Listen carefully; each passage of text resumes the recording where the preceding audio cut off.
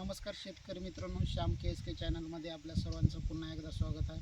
शेतकरी बांधवांनो, आज दिनांक आहे 29/10/2025. शेतकरी बांधवांनो, आपण हरभऱ्याची पेरणी करून जवळपास आज 10 दिवस झालेले आहेत आणि तुम्ही पाहू शकता याची उगवण क्षमता ते अतिशय एकदम चांगल्या पद्धतीची झालेली आहे. आणि आपण एकरी बियाणं जे आहे ते 27 किलो इतकं एकरी बियाणं आपण वापरलेलं आहे. उगवण क्षमता अतिशय चांगल्या पद्धतीची झालेली आहे, एकदम दाट आहे.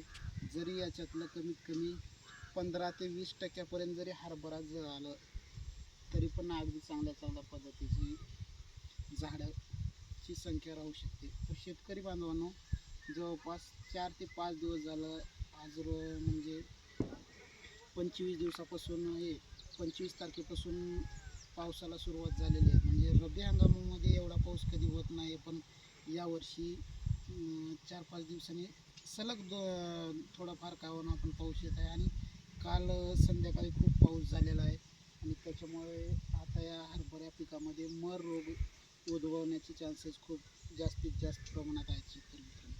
त्याचं कारण असं आहे की ज्यावेळेला जास्त आपल्या जमिनीमध्ये ओलाव्याचं प्रमाण होतं त्यावेळेला आपल्या जमिनीमध्ये फ्युझेरियम नावाची बुरशी तयार होते शेतकरी मित्रांनो.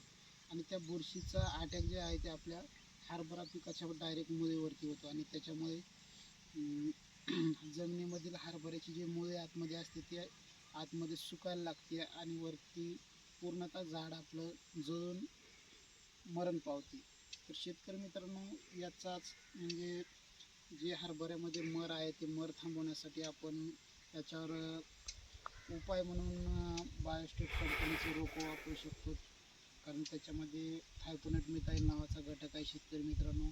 तो अतिशय चांगल्या पद्धतीचं आपल्या जमिनीमधील मर रोगावरती कार्य करण्यासाठी खूप चांगल्या पद्धतीचं आहे.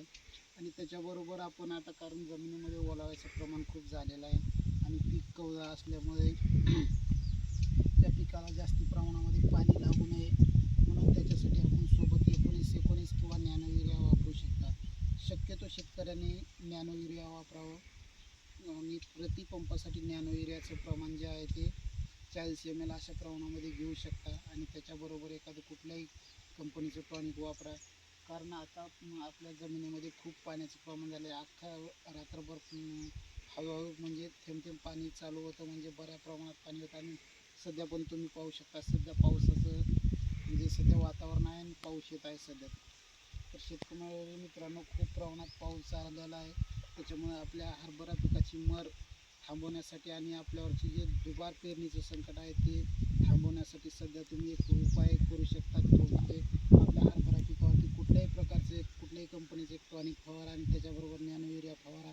कारण नॅनो युरियामध्ये नायट्रोजनचं प्रमाण जास्त असल्यामुळे आपल्या पिकाला जे पाण्यापासून जे मर उद्भवणार आहेत त्याच्यासाठी तग धरण्यासाठी चांगल्या पद्धतीचं काम करेल. आणि त्याच्याबरोबर मर रोग टाळण्यासाठी जे बायोस्टेट कंपनीचं रोप आहे ते पण वापरू शकता किंवा इतर कंपनीचं टाटा कंपनीचं ताकद असेल तसं प्रत्येक कंपनीचं वेगवेगळ्या प्रोडक्ट आहेत तेही तुम्ही वापरू शकता.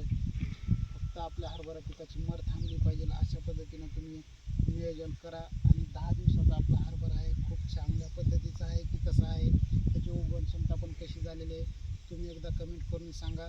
नंतर भेटूयात पुढील व्हिडिओमध्ये. तोपर्यंत नमस्कार. आणि आपल्या